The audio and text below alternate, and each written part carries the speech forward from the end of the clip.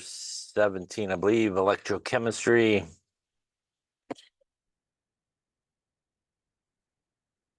And last time we were dealing with really kind of E of the cell, equilibrium, delta G. So we saw again a few equations there. Delta G is minus NF E of the cell.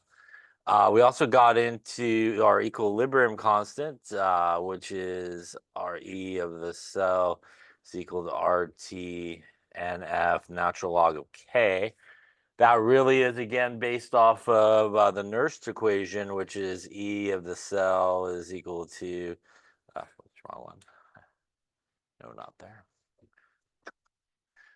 E of the cell is equal to E naught of the cell there. If I get it, there we go. Is RT NF natural log of Q. Remember that that's sort of how you get to this one with the equilibrium constant. At equilibrium, we got K would equal Q and E would equal 0. So rearranging and solving for it will get you there. So as we talked about, sort of, this is our non-standard conditions, our standard conditions of E of the cell. Remember, the R here is the 8.314 version of it. T is the temperature in Kelvin. N is the moles of electrons. And as we talked about, it is really the electrons that are being transferred here. So again, if you had some situation like this, the N would equal 2 in this case. You would not add them together and do 4 or anything like that. And Q is our reaction quotient, which is our products over reactants, just like we do K. Obviously leaving solids and that type of stuff out. Any questions on any of that stuff there? All right, so the next little topic we're going to talk about are batteries, and we're talking a little bit about batteries and some different types of batteries. You basically just need to know sort of the general idea of batteries and sort of how they're similar, for example, to galvanic cells and how they maybe differ from a traditional galvanic cell. You won't have to know any specific battery equations and those type of things that we'll see. But essentially, a battery is a galvanic cell or a series of basically galvanic cells that are basically used together as a source of a direct current. They're self-contained. There's no salt bridge. Again, if you look in a battery compartment, right, there's like a little wire where you put your batteries in. And obviously, you need to put your batteries in the correct orientation for whatever you're trying to do to work. The electrons will go out over those wires and power your device and come back. If you obviously put your batteries in backwards, you basically made a spontaneous reaction non-spontaneous, and it's not going to actually work, which is why you got to flip them around. So let's talk about a few different types of batteries. I'm going to go with a Duracell on that one, I think. This is a dry cell, and it's a cell without a component. The anode here is actually the zinc can, our container that's in contact with the MnO2 as an electrolyte. The cathode is a carbon rod that's immersed in the electrolyte. Again, there is a positive side right to your battery, negative side, which is your anode. And just like in sort of a traditional galvanic cell, we're going to get those electrons, right, rolling in this direction as it goes through. And again, why you have to kind of put it in sort of in the correct orientation into your component, those electrons go out and power your device. Here, instead of a traditional sort of salt bridge, we do have a pretty electrolyte type of center here. Electrolytes also obviously have ions in it, and that's what, again, helps not to have that buildup of charge that occurs that would prevent the electrons from flowing.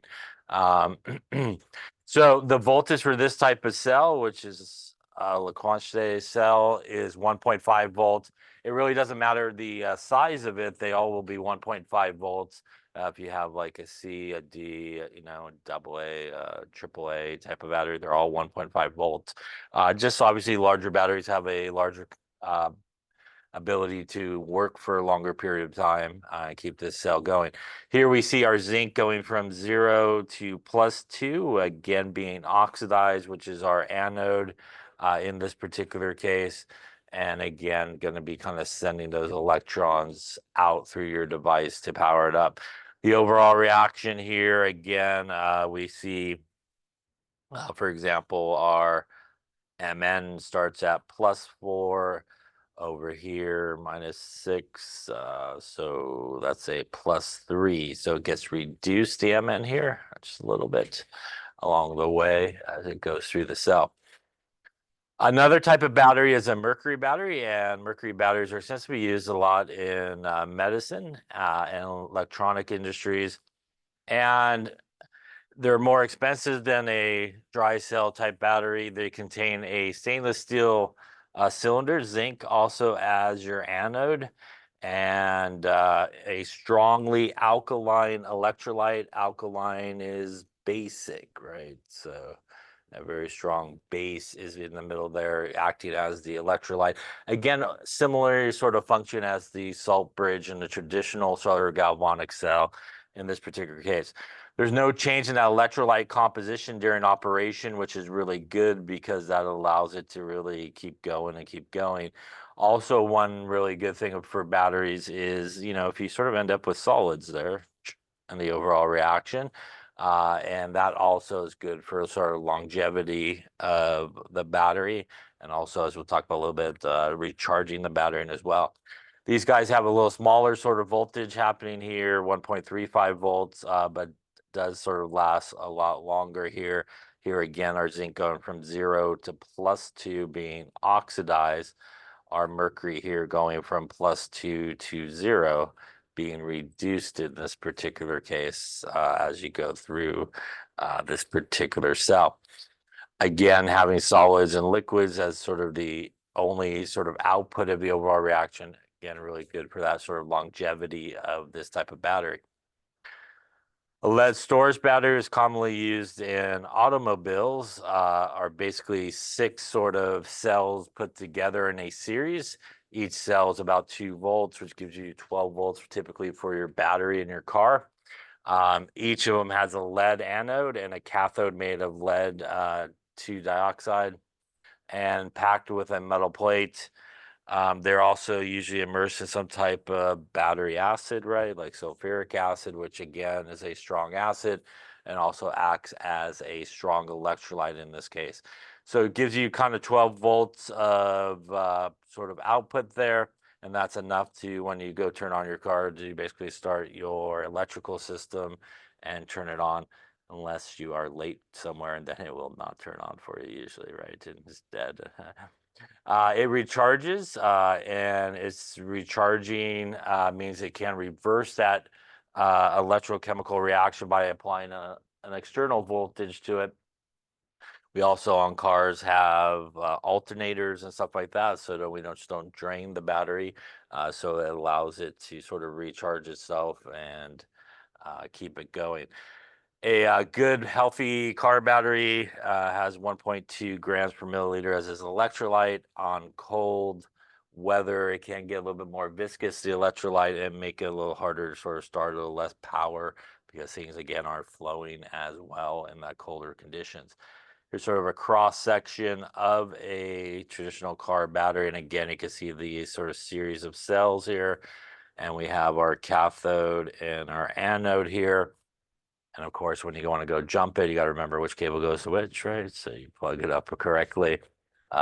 Nowadays, they have smart jumpers too. They'll tell you you hooked it up wrong. They'll beep at you, I think. By the way, a lot of cars nowadays don't even have the battery in the actual engine. A lot of them are in the trunk, under the back seat, and stuff like that. But again, we can see here our lead going from 0 to +2. So again, getting oxidized here in this particular case. And on the back end here, we got +4 and +2 in this case, right? And again, getting reduced in this particular case. Once again, we see a lot of solids here, which is really good for sort of recharging and also longevity of a battery. And these are usually sealed these days, so they don't let you inside. But again, that's where you have your battery acid that's inside there. Another type of battery is a lithium solid state sort of battery, and it is an anode is basically a carbon type material like graphite, and it has holes for actually the lithium as it gets oxidized to sort of travel through the electrolyte from one side to the next. The cathode usually is some type of transition metal, which can also hold some of those lithium ions that come across. Can be recharged hundreds of times, also very light, uh, as lithium is a light metal, which is why a lot of lithium batteries are used as like in drills and those type of things. It's light, it can be recharged lots and lots of times. Again, it's a solid state, so again, that allows it to be able to be sort of be regenerated and recharged when you plug it in and apply that extra electrical current to it. Another type of battery, which is not a traditional sort of battery, but is sort of in the same genre, is a fuel cell. And a fuel cell is a electrochemical sort of cell that has a continuous supply of, in this particular case, hydrogen and oxygen pumping in here. This is originally what they wanted to kind of make cars do and run off of hydrogen here. And the reason for that is, as you can see, the overall reaction is basically just the formation of water is the only thing that you're going to be making in this type of fuel cell. In this case, with very strong, basic type of electrolyte solution there to keep everything flowing. Our hydrogen going from 0 to +1 being oxidized. Our oxygen going from 0 to -2 being reduced in this case. And again, it's not necessarily a traditional battery. You need obviously a constant supply of those type of things. Uh, so we obviously have gone more hybrid to straight electric battery type cars and moved away from this idea. But I think Toyota still makes the hydrogen car, I think, as well. And there's a few hydrogen stations around town and stuff like that uh, that are use it that you can fill it up with. All right, so that was a little bit about some different types of batteries. Again, you don't need to know any of the specific reactions or anything like that, but how batteries are similar to galvanic cells and how they're a little bit different. The next thing we're going to talk about is corrosion, and corrosion is basically the idea of returning sort of metals to their natural state. It is really when metals get oxidized, essentially. So when metals go through oxidation, that's really when the corrosion sort of occurs. About a fifth of iron or steel production is to replace rusted ones. All metals that have an SRP, which is our standard reduction potential, less positive than oxygen, is susceptible to going through corrosion.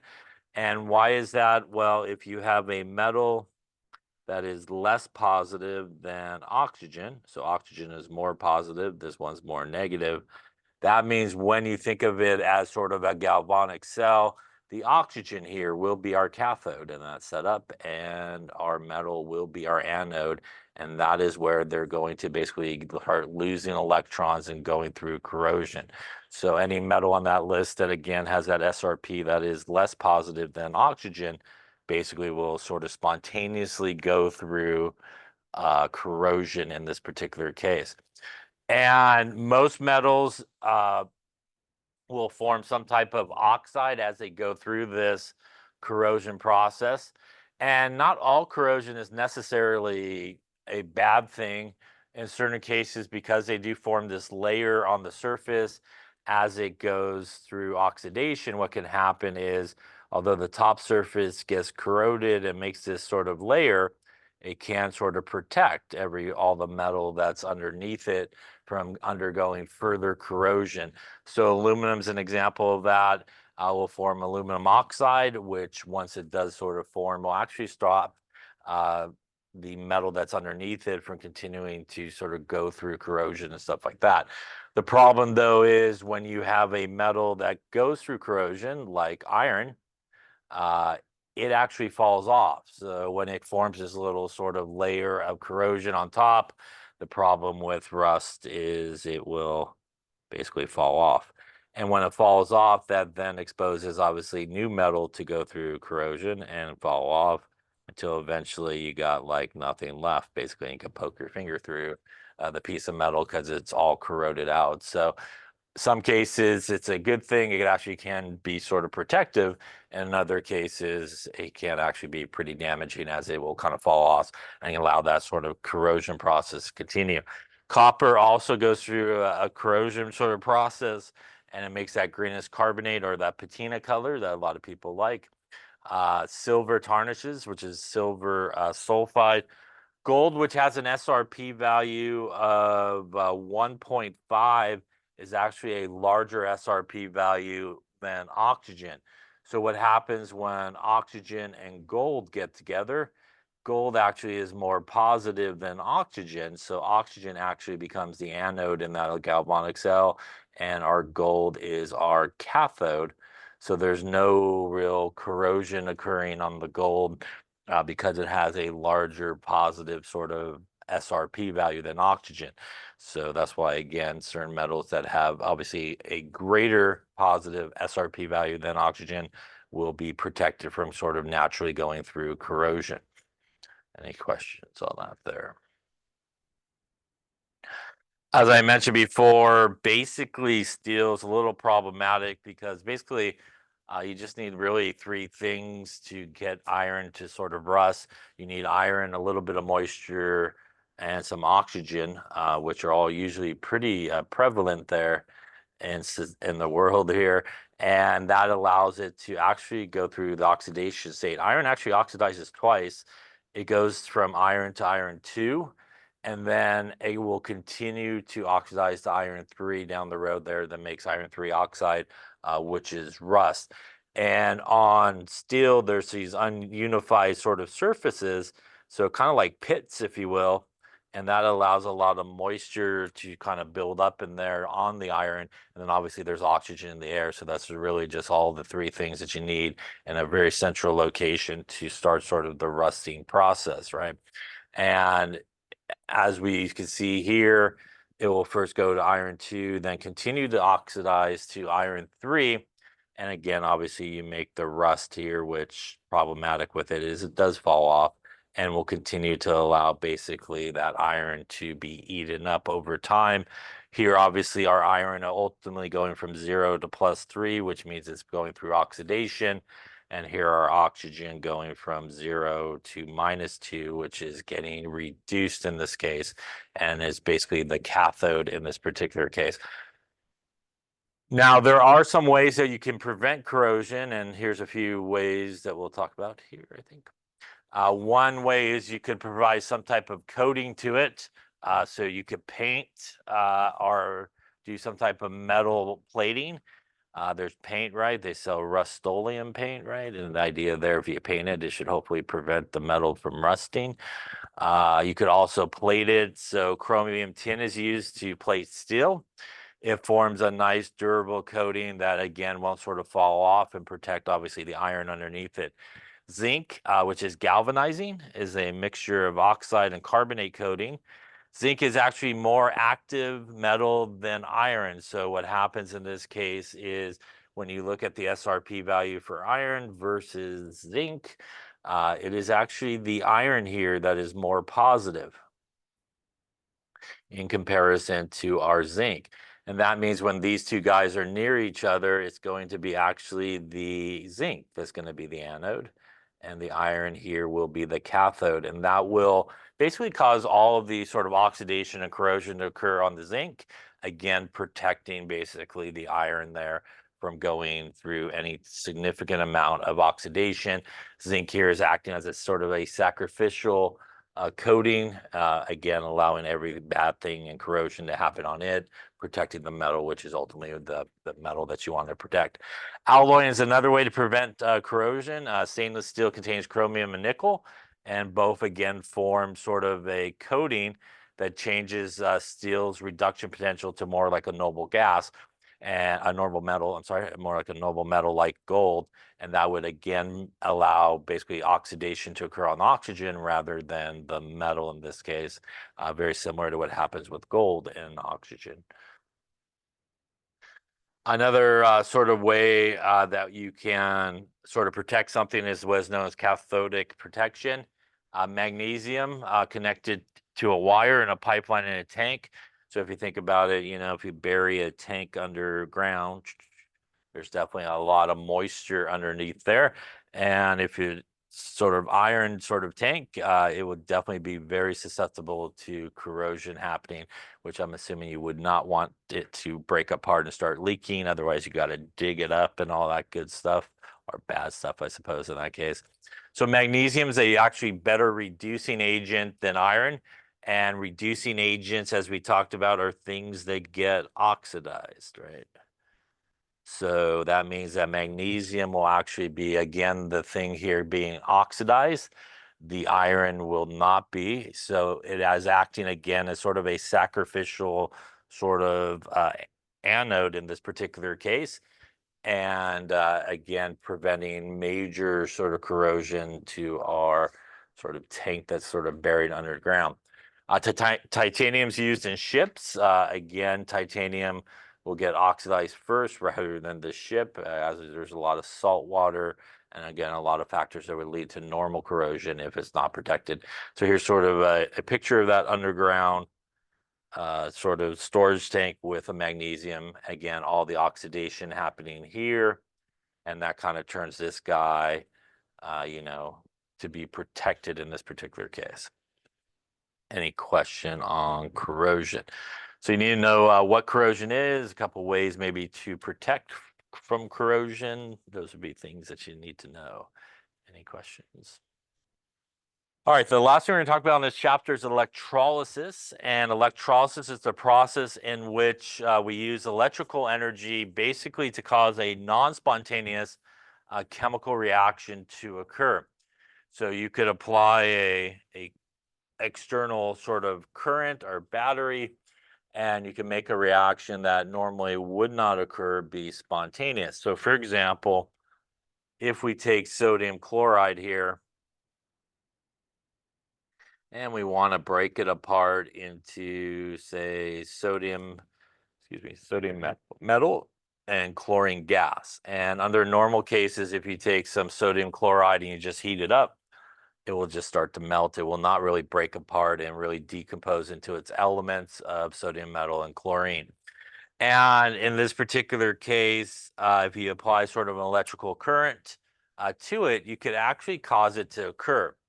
Now, when this does occur, you have to sort of think about it as being the opposite of what occurs when you put it together. So this is a decomposition reaction.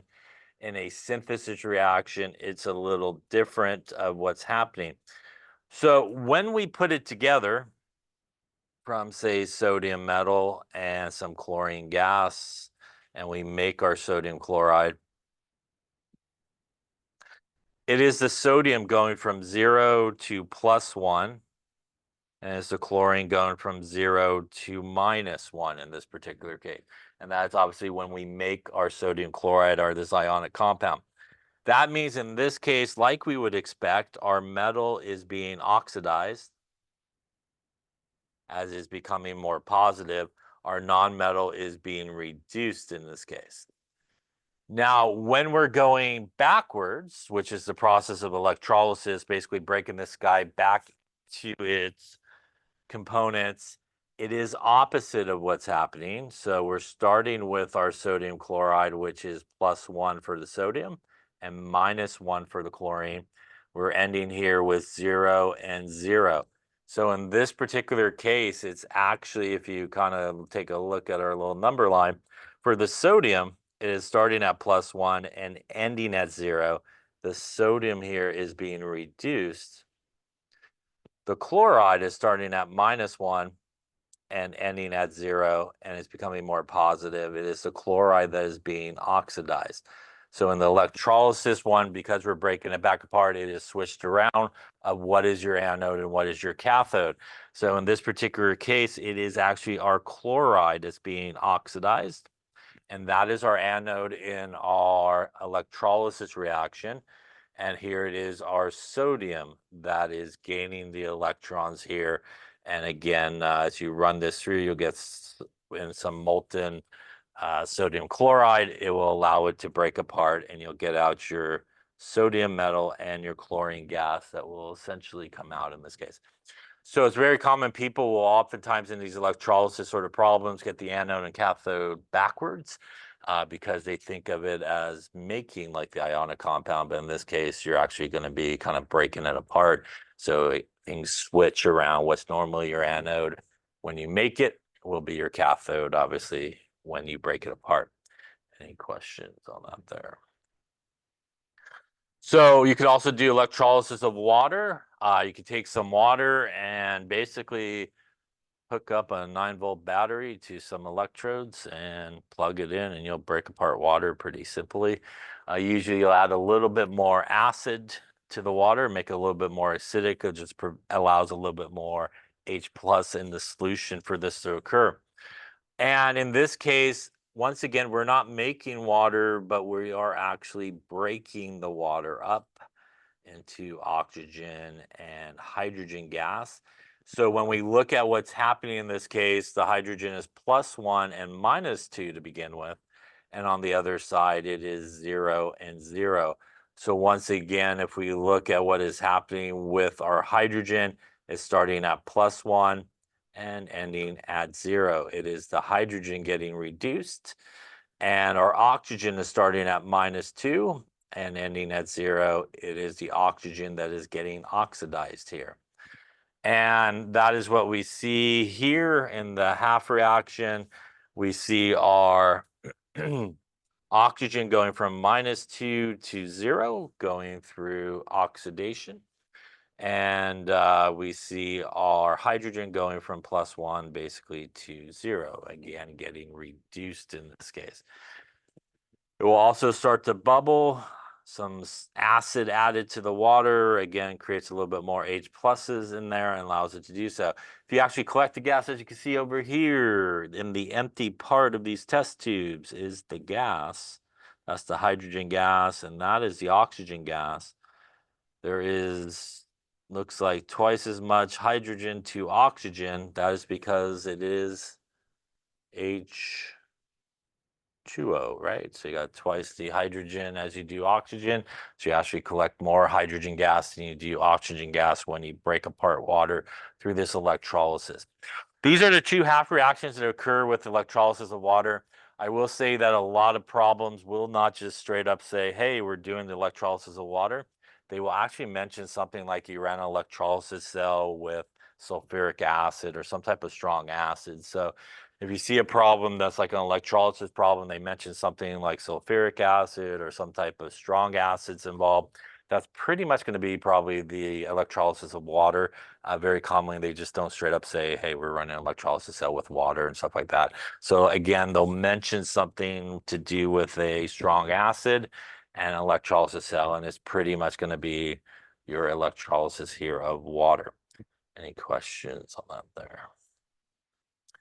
So there's some calculations, for example, that we could do to figure out, if we ran an electrolysis cell, how much maybe of a metal we might collect or how much of a gas we may get. And the electrolysis problems all kind of run the same way. It just kind of depends which sort of direction you're doing the calculation.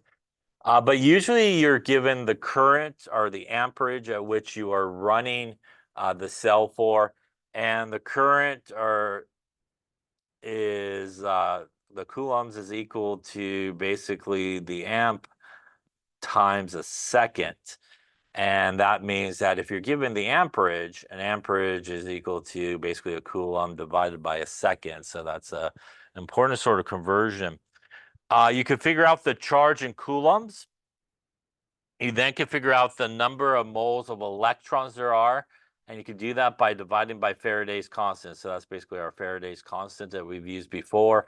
1 mole of electrons is our 96,500 number. Once you have the moles of electrons, this is where the balanced half reactions come into play. And, you can go to the half reaction for whatever you're looking for and find the moles of electrons to say moles of your metal.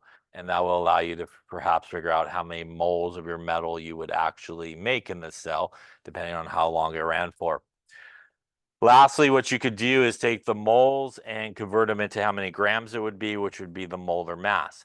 Now, in a lot of electrolysis sort of cells, we actually collect gases. So sometimes we're interested in the volume of gas that we would collect, for example, like hydrogen gas or oxygen gas or chlorine gas that you might collect. So because we oftentimes will sort of collect gases in these sort of electrolysis cells, we oftentimes at the end will also use the ideal gas law, the PV equals nRT. And obviously our pressure, as we've talked about, it needs to be in atmosphere, our volume in liters. That is our moles. That is our temperature in Kelvin. And of course, R is our gas constant, 0.08206 liters atmosphere Kelvin mole. So what will happen in some cases is they may give you perhaps a pressure and a temperature. You will do kind of like the electrolysis calculation to figure out the moles of your gas, and that will get you your moles, and you usually would solve for. And in most cases, in these type of problems, the volume is typically what you would solve for. So usually these would be given to you in the problem. R is obviously a constant. So again, you do really the electrolysis calculation to figure out the moles of the gas that you're collecting. And then you could kind of go into the ideal gas law there and solve for volume. And that'll get you obviously the volume of gas that you would get. Any questions on that there? Okay. So we'll come back to this actually. We'll tell you this one here. So we're going to look at how much calcium we want to produce in an electrolytic cell when calcium chloride, if a current of 0.452 amps are passed through a cell for 1.5 hours. So in this particular case, we want to remember that we are basically breaking this guy up into its elements, and that's going to give us calcium metal and some chlorine gas in this particular case. And remember that on the left-hand side, because this is an ionic compound, the calcium has a +2, the chloride has a -1. Over here, the calcium is a 0 and a 0. So once again, in this case here, the calcium is going from +2 to 0. It's actually being reduced. It is our cathode in our electrolysis cell. And it is the chloride here that's going from -1 to 0, becoming more positive, that's going to get oxidized. And that would be our anode in this particular case. So we can look at our reactions here and break them apart into our half reactions. Let me just erase some of the stuff I just scribbled on there. There we go. So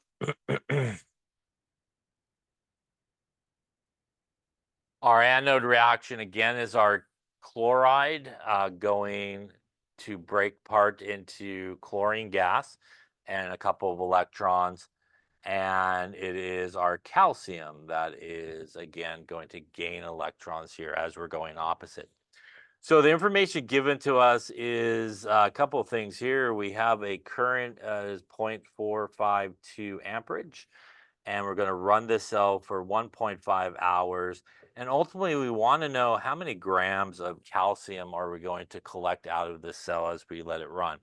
So first off, a couple of relationships which are good to know, as we just talked about. An amperage is a coulomb per second. So that would give us 0.452 coulombs per second.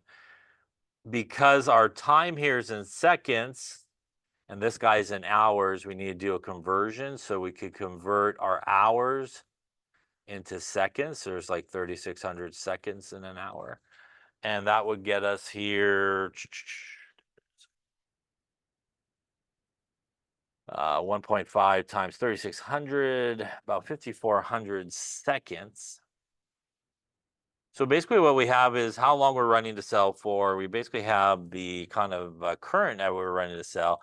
If we multiply these together, so if we take our 5,400 seconds and basically multiply it by our current here, that is going to give us our coulomb of charge, which in this case is about 2440.8 coulombs. At this point, we could then use Faraday's constant to figure out how many moles of electrons that would represent.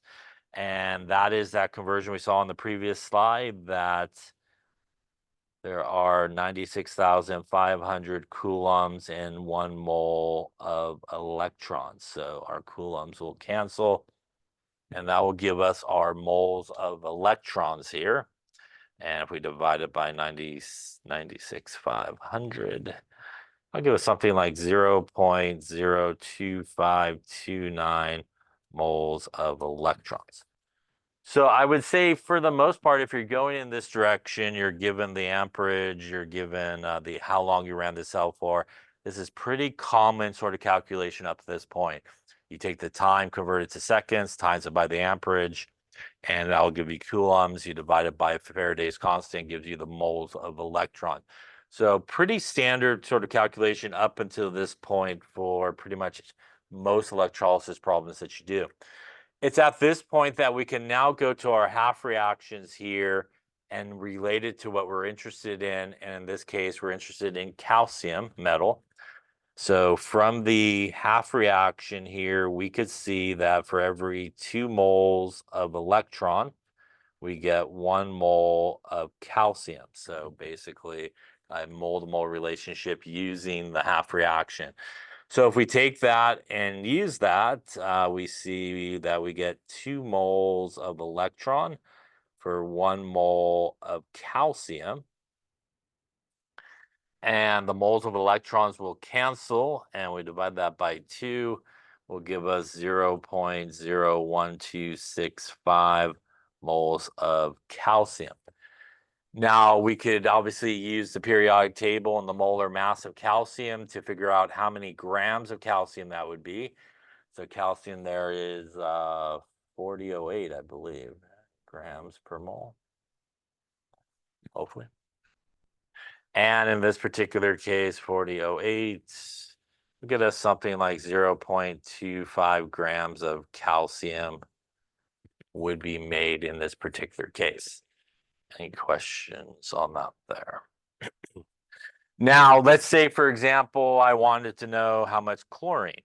So I could do basically the same thing, just pick it up right here and take my moles of electrons and then go to my chlorine half reaction and find the mole-to-mole relationship. And I can see 2 moles of electrons give me 1 mole of chlorine gas. So we could do that.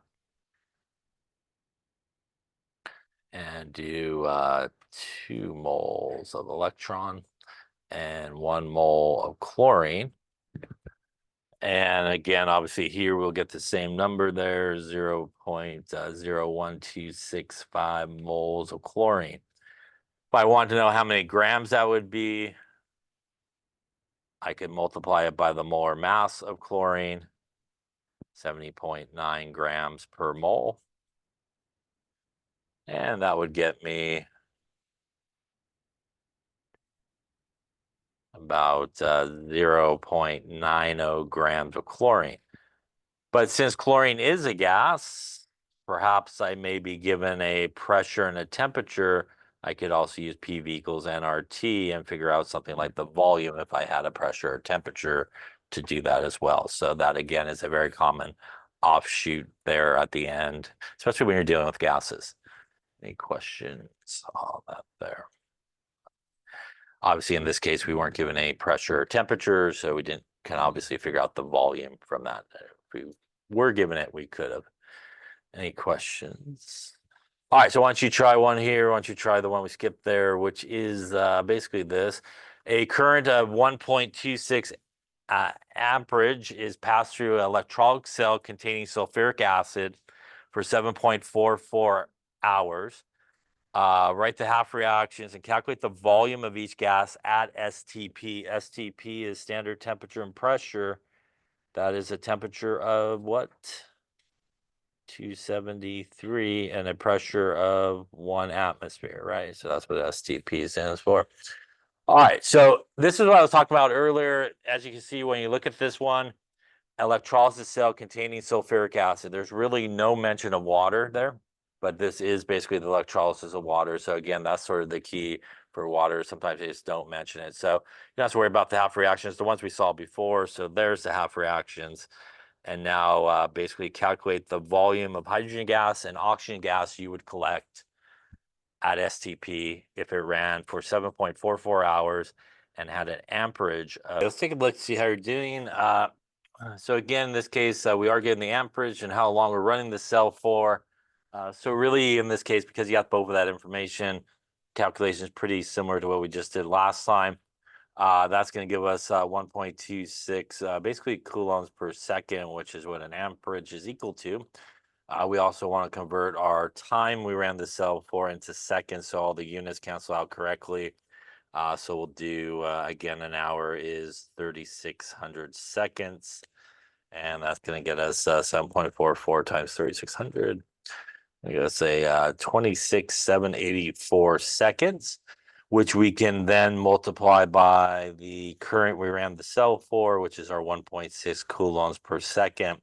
Again, the seconds will cancel out in this case, and that will get us 3,747.84 coulombs. That's this point that we can now use Faraday's constant to convert this into moles of electrons. So we will basically divide this by our Faraday's constant, 96,500 coulombs per mole of electron there. And that will get us essentially 96,500. Looks like 0.3497 moles of electron. Any question on that part of the calculation there? Now that we have this, we could use the moles of electrons to figure out the moles of each of the gases. And we were going to really need that because we could use our PV equals nRT here.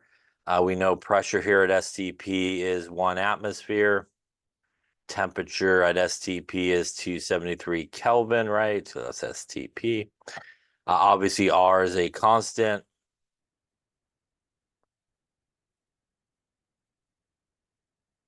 So we basically have T, we have R, we have P. We're looking for the volume. So that's going to allow us to get to the moles, which is, again, the one thing we're kind of missing for each gas. So for the hydrogen, our oxygen, if we go to the first half reaction, we can see that for every 1 mole of oxygen, we get actually 4 moles of electrons. So for the oxygen there, we could do that. So moles of oxygen would be 0.3497 moles of electrons. And using that relationship from the half reaction, 4 moles of electrons give us 1 mole of O2. And we will end up there with basically 0.08743 moles of oxygen. We basically need to do the same calculation for our hydrogen. There is a 4 out here that can be distributed, and that would give you 4 and basically a 2 there if you distribute it to those two guys.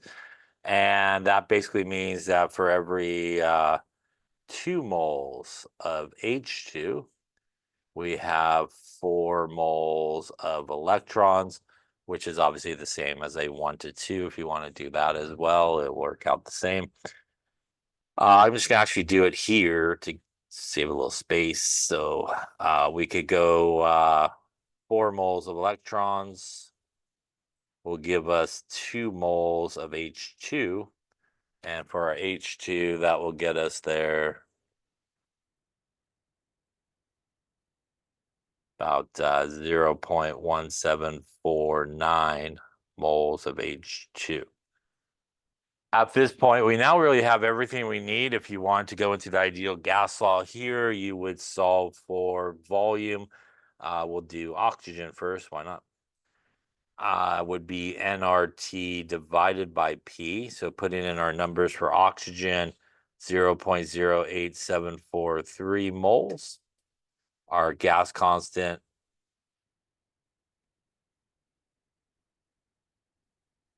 our temperature, 273 Kelvin, all divided by our pressure here of 1 atmosphere.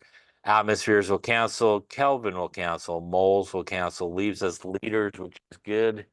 And that's going to get us here, looks like 1.96 liters of oxygen gas would be collected. We can do pretty much the exact same calculation here for the hydrogen. The only real difference is we want to use the moles of hydrogen in this case. So volume of hydrogen, nRT over P. And again, we want to use our hydrogen 0.1749 moles. Everybody else going to be the same here.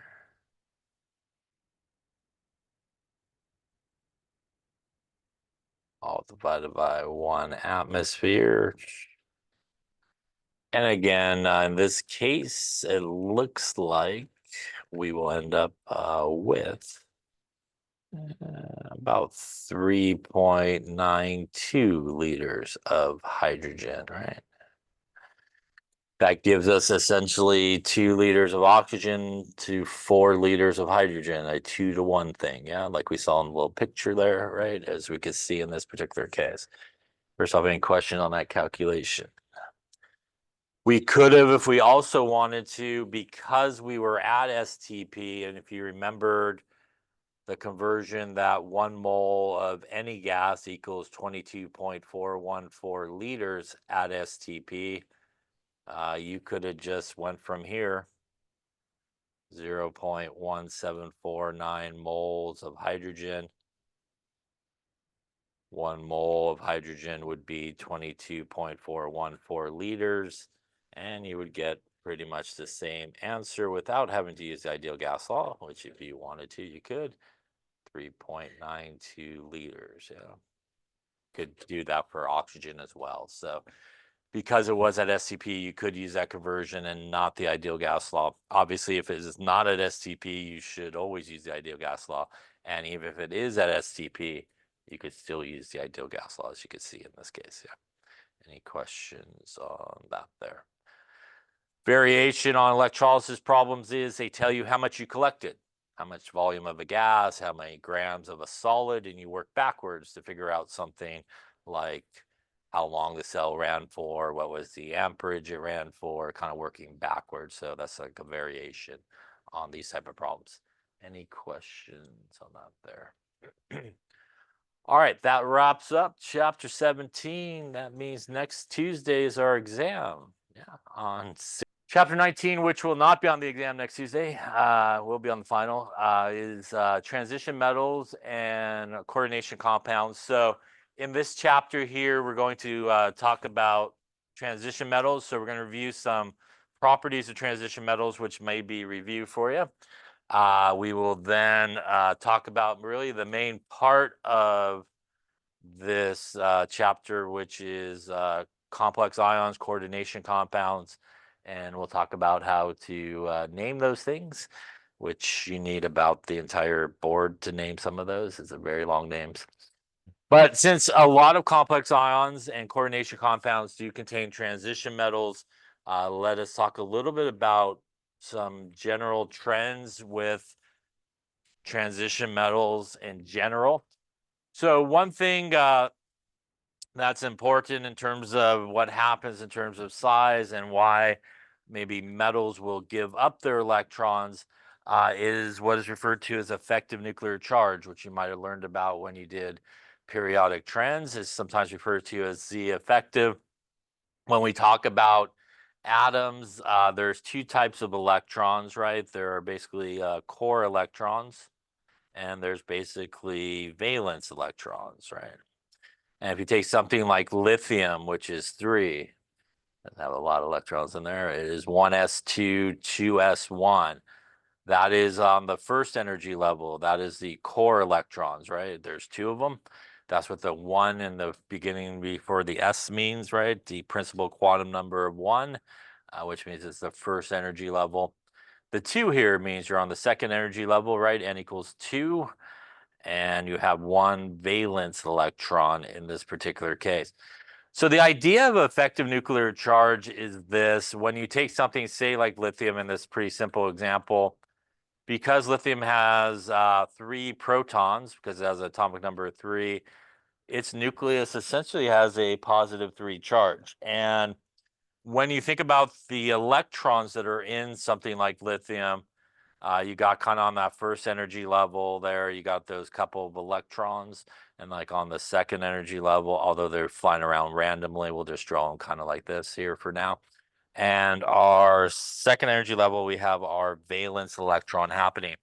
Now, there is obviously an attraction between those electrons and the nucleus, which is positively charged. Electrons are negatively charged, so there is an attractive force.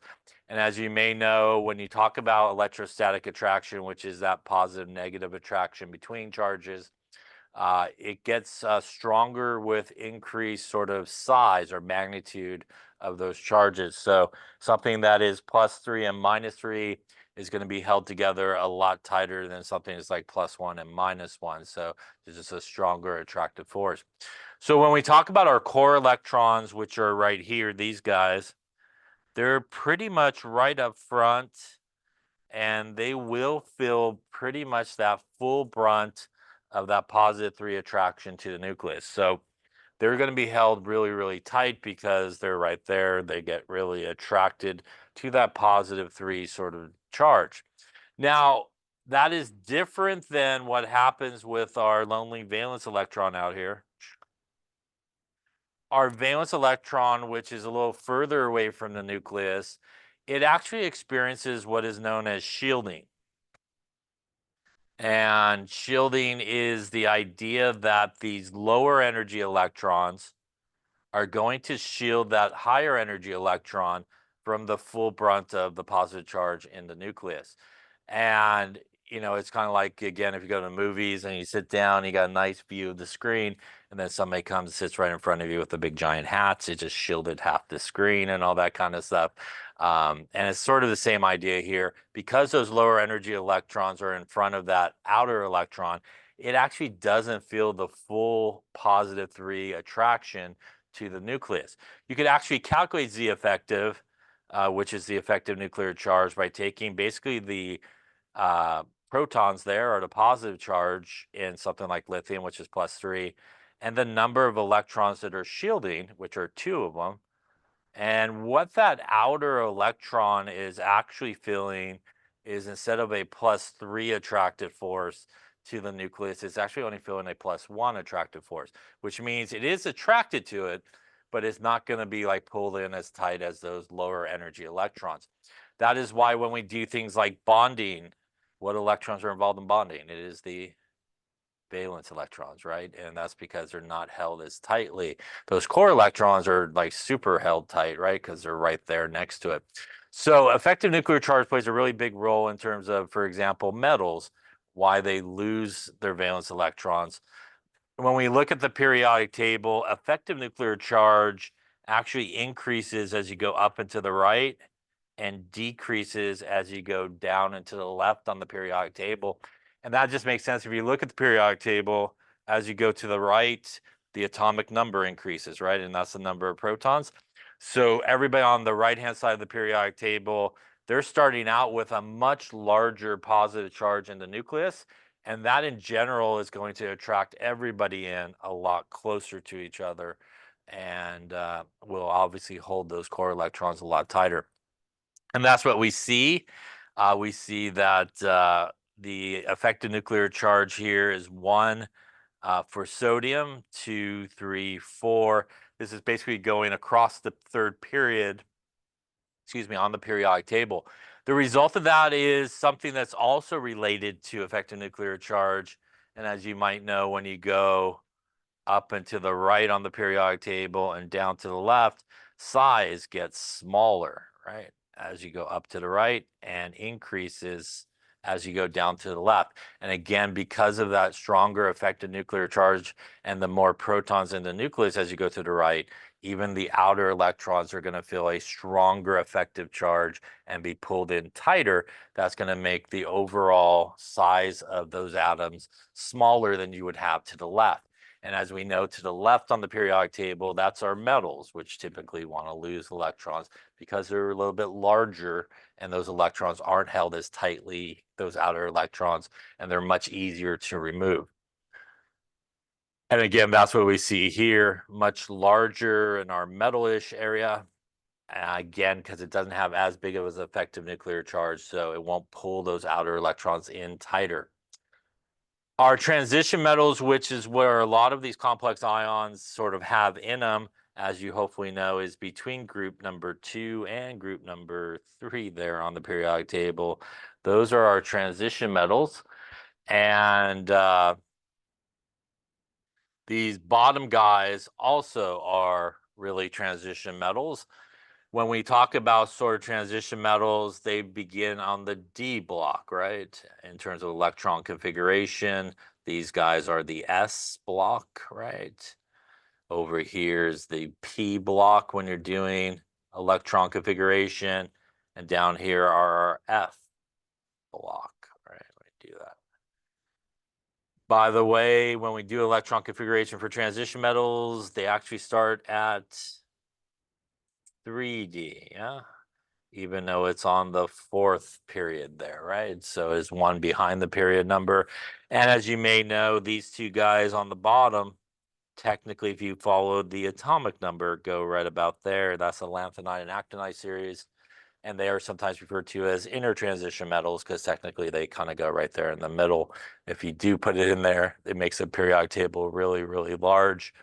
I've only seen one periodic table that puts them in the right spot, and it takes up like the entire wall because it moves everything else to the right and stuff like that. So when we look at transition metals, they do show very great similarities within a period and also in a vertical group. When they form ions, they can have multiple oxidation states. For example, Mn, right? Is like +7, you know, and a bunch of others, as you'll see today as well in lab. Cations are often complex ions, and these are species that usually have a transition metal a lot of times, and they're surrounded by some type of ligand, which is a Lewis base. A reminder that a Lewis base is something that can donate a pair of electrons. So that is, again, that Lewis base definition. So you can have a metal and some Lewis bases attached to it, like water, for example, is a good Lewis base. You could also have something like chlorides, also good Lewis base attached to a metal in the middle. Here's cobalt, and this is a complex ion, and it's attached to 1, 2, 3, 4, 5, and 6 NH3s. NH3 is also a really good Lewis base. It is polar, and it has some non-bonding electrons that it's able to basically donate over. That gives us this complex ion, which you will know by the time the end of this chapter how to properly name this as like hexamine cobalt 3 ion, and you'll be able to say that rather than this thing, whatever that thing is, right? As you might say. So ionic compounds with transition metals, most of them do have some type of color associated with them, and that's based on the transition metal, basically, and the visible light that is being sort of absorbed. Many of these transition metal and complex ions are paramagnetic. Paramagnetic means we have unpaired electrons. Yes, so unpaired electrons, paramagnetic, right? Like all electrons heading like in that direction, right? Diamagnetic means they have paired off, right? They kind of pair each other off. So when we talk about electron configuration, as I mentioned before, we do get into the Ds, definitely in the first period there of our transition metals. And remember that the S's do come first, right? So if we're looking at something like iron, which is 26 there on the periodic table, we do 1s2, 2s2, 2p6, 3s2, 3p6, 4s2, 3d6. Shorthand for electron configuration, right? If we take this part of it and count up all the numbers up on top, 2, 4, and 6 is 10, and 18. That is argon's configuration, right? And that is sometimes referred to as noble gas configuration, where we shorthand it. and then just pick up with the rest of the configuration as we go through it. The electrons do go into the S's first, as the S is actually lower in energy than the D. So they actually do fill these guys up first before they start filling the D. As we'll talk about, as you might also know, once you start filling the D, there's actually a switch in electron configuration, and there's a switch in energy, and the 4s actually becomes higher in energy than the 3d, and that affects how transition metals lose electrons and where they come from. And that happens after you start sort of populating the d orbital with electrons. You may also know that there are some exceptions to sort of the electron configuration, and the two most notable exceptions that most people have to learn is chromium, which is 24, and copper, which is 29. The exception is it is found that it is more stable with one extra s electron up into the d orbitals. So what that does is sort of put an electron into each of the d orbitals for chromium, and it will actually pair off everybody there in the copper. That is able to do so because the s and the d orbitals are very close in energy, so it doesn't take a lot for that electron to be promoted up there. It's just been found experimentally to be more stable in that situation. You may also know perhaps that if you look on the periodic table where chromium and copper is, and you go down and kind of in, there is a ton of exceptions like that. Like silver is an exception. PD, for example, has no electrons in the s. They've all gone up to the D and so forth. So if you go chromium and copper in the periodic table, kind of go down and in, there's a lot more of those sort of exceptions to electron configuration that you may be aware of as well.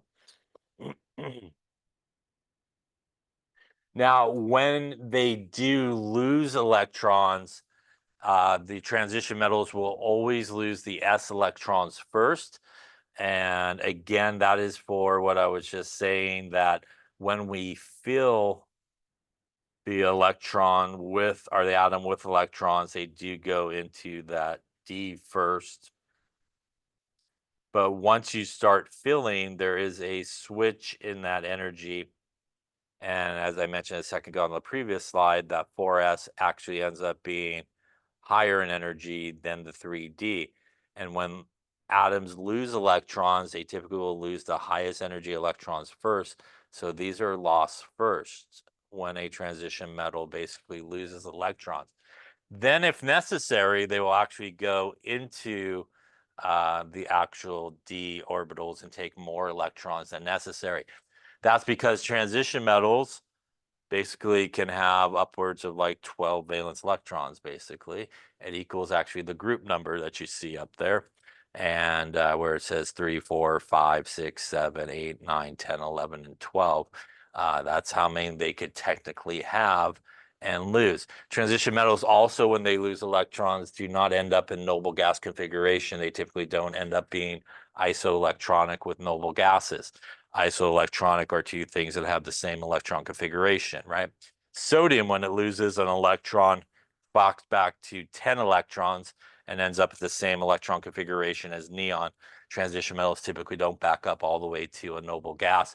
For example, something like zinc would need to lose a ton of electrons, and we don't usually have like a zinc with a plus 10 charge or plus 12 charge. So they typically don't end up at noble gases. So if we look at Ti here and it becomes plus 3, it lost 3 electrons, it will lose these 2 electrons first and then go into here, and that will lose the next electron. So if we look at something, why don't we do this? Why don't you do iron with a plus 2, iron with a plus 3? Why don't you do a nickel with a plus 4, right? The electron configuration. Iron is, like I said, 26, and nickel there is 28. Okay, so let's take a look. So iron is 26. So iron with no charge would be argon, 4s2, 3d6. And at this point, with a plus 2, it means it has lost 2 electrons. So we are going to get rid of the S's first, which means it would be argon 3d6. Here with the +3 means it has lost 3 electrons from its neutral, so those 2 would go away. And now we would need to take 1 out of here, and that would leave it at argon 3d5. Any questions on those 2 there? Nickel with no charge would be argon 4s2 3d8, I believe. And with a +4 charge means it's lost 4 electrons, so 2 out of there and 2 out of there will actually end up as argon 3d6. Isoelectronic, those two. Yes, they have the same electron configuration. Any questions on that? So always for transition metals, the S's go first. That goes for any sort of transition metal, first period, second period transition metal. You'll always lose those S's first, then they will go into the D's if necessary. Any questions on that there? All right, we're going to lay it up there for today. Let's talk